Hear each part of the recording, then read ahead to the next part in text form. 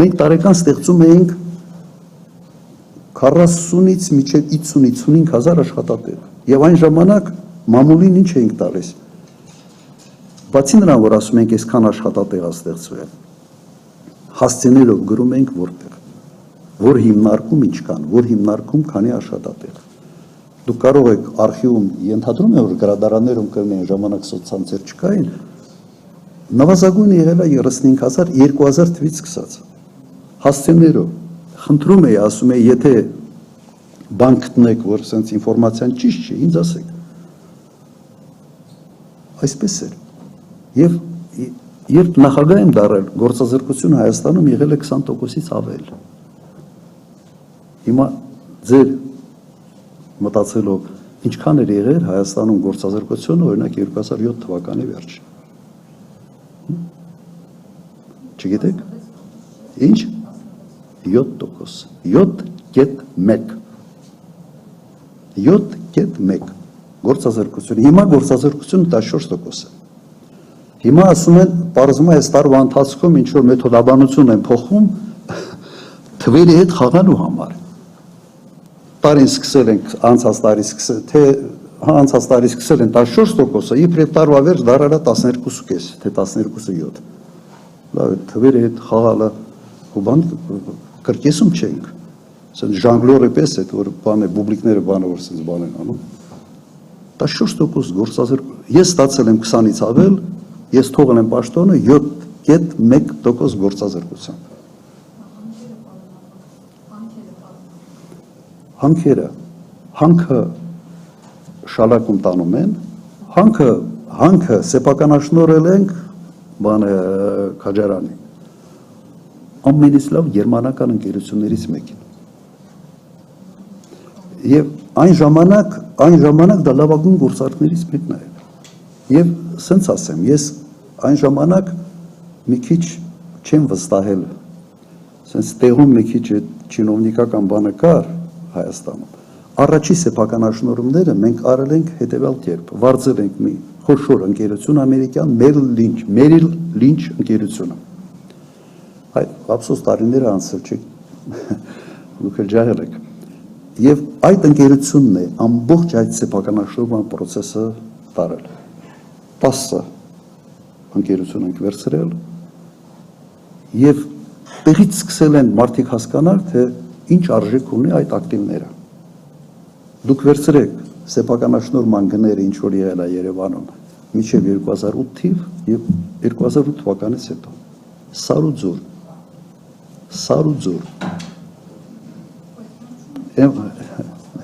Հիմա մեր լիչընկերությունը սեփականաշնորհել է իրենց միջոցով են արել, outsource են արել այդ ֆունկցիան, որ վստահ լինեն, որ մեր sense չինովնիկական այն ժամանակվա հալա դեռ չենք հասցրել փոխել, որ այդ խնդիրները չունենանք։ Անի հյուրանոց, Արմենիա հյուրանոց,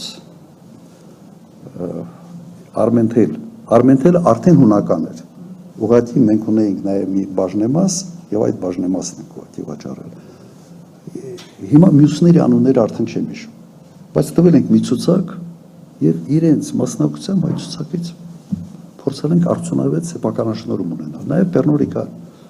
Պեռնո Ռիկար անձամբ ես եմ թռել այդ գործարանը։ Պատմել եմ։ Հիմա եթե Պեռնո Ռիկարը դուք համարում եք վատ գործարք, ուրեմն Հայաստանում ավելի լավ գործարք ուղղակի դժվար է հորինել։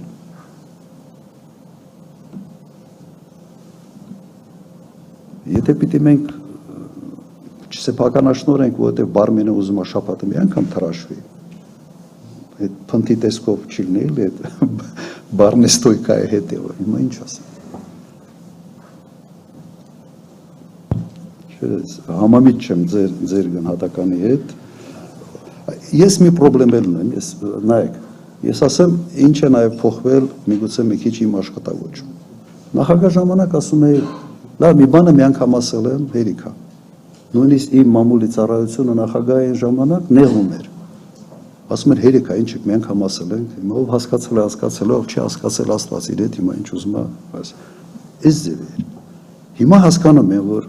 բան կա, որ պիտի 100 անգամ ասես։ Ուղղակի պիտի 100 անգամ ասես։ Լարաուս այնպեսին է, որ ոնց որ է ջուր, հոսող ջուր լինի։ Սենց տանում,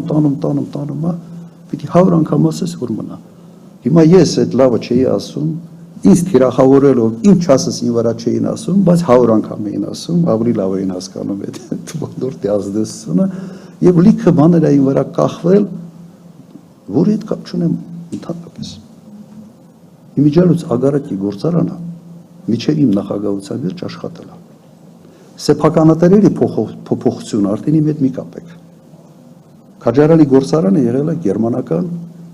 ամենից լավ ընկերություններից մեկի սեփականացումը։ Հիմա ռուսական, այո, քրոնեմետրներ։ Ներսմաս բան հաջորդ հարցը։ Իմ եղած մեղքերը իմ բան արեք, իմ վրա բարդ է ոչ թե ուրիշ։ Պոլիցիկ, հետո Էսկոմը, Ռադար, 24 News, Արմնուր։ Շնորհակալ եմ, պարոն նախագահ, նախ հիշեցնեմ, որ նախորդ ասուլիսին ես ձեզ հարցազրույցի առաջարկ էի արել, դուք էլ ոնց որ չէիք հրաժարվում, էլի հիշեցնում եմ, հարցազրույցի առաջարկը ձեզ հետ։ Իսկ հարցերս հետևյալի մասին են։ Նախ բնական է, որ այսօր շատերը հոգնել են այս սուպեր վարչապետական համակարգից եւ անբնական իշխանության կենտրոնացում է տեղի ունեցել մի անձի ձեռքում։ Դուք ինչպես եք տեսնում, արդյոք ապագայում, երբ փոխվի իշխանությունը, պիտի վերանայվի այս մոտեցումը, մի քիչ վերաբաժանում արվի լիազորությունների, իրավունքների։ Եվ երկրորդ հարցս, երբ որ այսպես անդադ ձեզ կառավարման տարիների մասին են հարցնում, ես էլ այդ մասով մի հարց ունեմ, երբ հետադարձ նայում եք, կասեք 3 պաշտոնյայի անուն, ում հիմա որ նայում եք չեք նշանակի այդ բարձր պաշտոններին։ Հիմա այդ վերջի հարցը մի քիչ դժվար է, որտեղ մարդիկ կան, որ հիմա չկան, կոպիտ ասած, հիմա ես օբյեկտիվ չեմ լինելու, որտեղ հասկանում եք, մեր ավանդույթով գնացածների մասին կամ լավ կամ ոչինչ, հիմա, բայց նաև այդպիսի վիճակներ ունենք, էլ է։ Հիմա նայեք, այս համանadrությունը իսկապես պրոբլեմ դառավ երկրի համար։ Չեմ կարծում, որ համանadrության հեղինակները մտածել են, որ այսպես է կարող լինել։ Չեմ կարծում, որ դա հատուկ էր արված եւ ամենից մեծ խնդիրը, որ անսահման հնարավորություն է տալիս գործադիր իշխանությանը ձևավորել բոլոր իշխանության ճյուղերը։ Եվ ամենից մեծ պրոբլեմը դատական իշխանությունն է այսօր։ Որտեղ դատական իշխանությունը պետք է լինի հակակշռողը։ Այն իշխանությունը, որը թույլ չտա այդ բեսպրեդելը, որ այսօր մենք տեսնում ենք ամեն քայլափոխել։ Հիմա նայեք,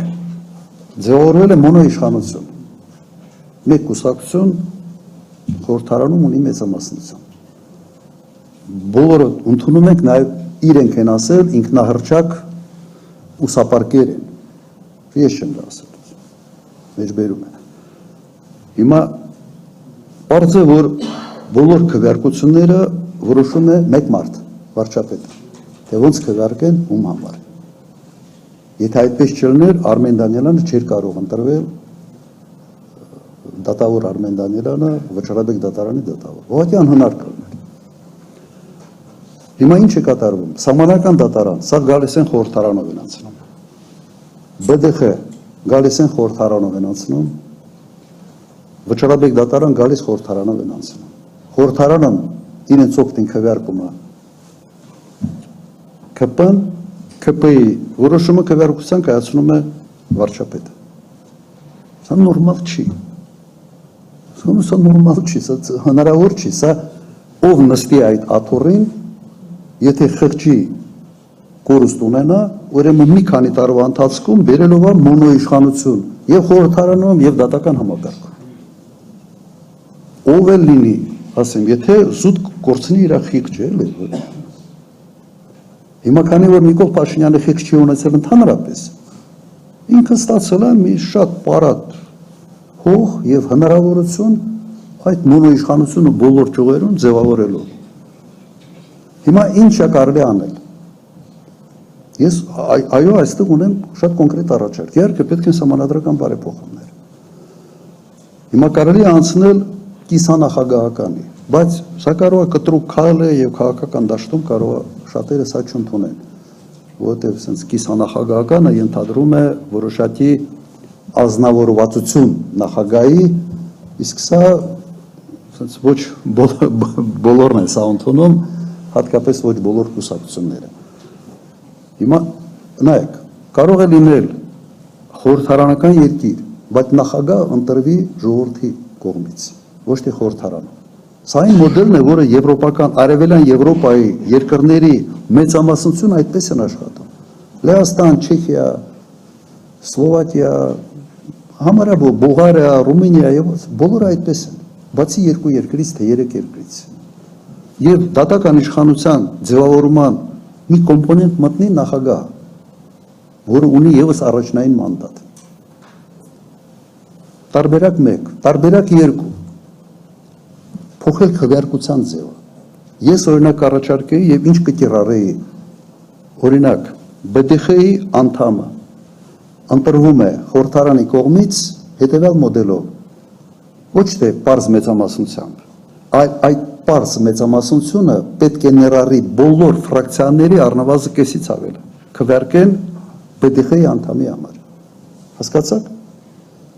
Ոչ թե մի մեծամասնություն մի անգամից 51% հավաքում է եւ Արմեն Դանիելյանը դառնում է Վճռաբեկ դատարանի նախագահ։ Նույնը անել Վճռաբեկ դատարանի նկատմամբ, նույնը անել Սահմանադրական դատարանի դատավորի ընտրության հետ կապված։ Մի անգամից հարցը լուծում է։ Միգուցե դրա համար պետք է չի անել հանրաքվե, ուղղակի իրավաբանները պետք է ասեն։ Կրկնեմ այդ մոդելը։ Դատական համակարգի այդ կարևորագույն ինստիտուտների ընտրությունը անել հետևյալ կերպ։ Իրենք պետք է հավաքեն ոչ թե պարզ միայն մեծամասնություն 51% մեծ, բայց բոլոր ֆրակցիաների կեսից ավել։ Եվ այդ դեպքում ստիպված բերելու ես դատավորների անուններ, որոնք հարգանք են վայելում։ Հիմա հարգանք վայելող համակարգում դատավորները բոլորը կամ գործից ազատված են եւ բանը Եվրոդատարանում հերթ են կանգնած, թե իրենց որոշումները երբ լինեն։ Շատ պարզ լուծում է, պարզ լուծում է։ Հնարավոր է դա անել։ Հենց հաջորդ օրը, եթե սահմանադրական բարեփոխումների հետ, եթե հանրաքվեի կարիք չկա։ Անելու ենք, այո, անելու ենք։ Եթե մենք գանք, այո, առաջի քայլերից մեկը սա է լինելու։ Ոչ թե ասելու եմ, այդ լավ էլ կոստյում է,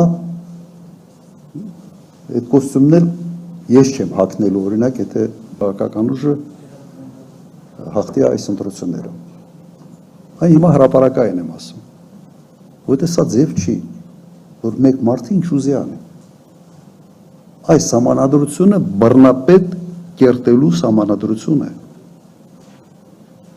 Բայց կրկնեմ, համոզված եմ, որ սահմանադրության հեղինակները չեն մտածել, որ կա նաև նման երևույթ, էլի, որ կարող է լինի ԿՊ, որը ընդունում են, որ իրենք ուսապարկ են։ Բայց ինքը այդ պայմանները ստեղծում է այս սահմանադրությունը եւ սա մեծ խնդրեմ է։ Այ առաջարկս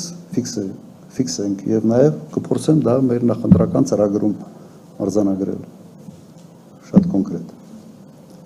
Հանրային նշանակումների մասով ամեն չհիշեց։ Ինչ։ Նախկին նշանակումների մասով ամեն չհիշեց։ Նայ, մենք բայց ես միգուցե փորձեմ սկզբունքով ավելի մոտենալ հարցին։ Նայեք, օրինակ ոստիկանապետ Հայ Կարությունյան մահացել է, հիմա չկա։ Փայլուն մարդ էր, ազնվագույն։ Որևէ մեկը չի կարող որևէ բան կպցնի Հայ Կարությունյանին այսօր։ Հայ Կարությունյանը ոստիկանապետ է աշխատել 99 թվականից մինչև 2008 թվականը։ Քանի տարի։ Ոչ թմրամոլություն կար այն ժամանակ այս ծավալի, ոչ գողություն, ոչ այդ այլ անդակությունները, որը այսօր ամեն քայլափոխին են։ Դպրոց է մտել արդեն։ Թմրամոլությունը մտել է դպրոցներ։ Քանի ոստիկանապետ է փոխվել այս 8 տարվա ընթացքում։ 6 թե 7։ Ուրեմն սա այն պաշտոնը չի, որտեղ դու կարող ես sense բանի տեսել, sense վատ երազ ես տեսել, ինչ որ մեկը ականջիդ բանա փսփսացել, գնում ես ոստիկանապետ ես փոխել։ Կամ անվտանգության ծառայության պետ, քանի օքի է փոխվել։ Եվ այսպես շարունակ։ Գյուղնախարար, օրինակ Լոքյան Դավիթ, 90 քանի թվականից քանի տարի աշխատել։ Եթե հաջող մարդ այդ պաշտոնի պիտի իսկապես երկար աշխատի, իր փորձը պիտի քամես, օգտակար պետք է լինի երկրի համար։ Եթե կայունության տեսանկյունից վերցնես, այսօր SMS-ով դու կարաս BDX-ի անդամ փոխես, SMS-ով դու կարաս հակակոռուպցիոն կոմիտեի նախագահ փոխել։ Դու եթե այդ պատգամավորները նայեք, կոռուպցիան դա իշխանության հանցագործությունն է։ Դու պիտի իշխանություն ունենաս կոռուպցիայի մեջ, այդ իշխանությունը պիտի օգտագործես, դրա անունն է կոռուպցիա։ Հիմա եթե այդ նույն իշխանությունը ձևավորում է հակակոռուպցիոն կոմիտե միայնակ, ինչ կոռուպցիայի դեմ պայքարի մասին ընդհանրապես կարող է խոսք լինել։ Կամ պիտի օրենքով որոշում լինի միայն ընդդիմությունն է, այսպես ասենք, այդ ձևավորման մասնակցում եւս տարբերակ է կամ այն մոդելը, որը ես ասացի։ Երևի այսքանը։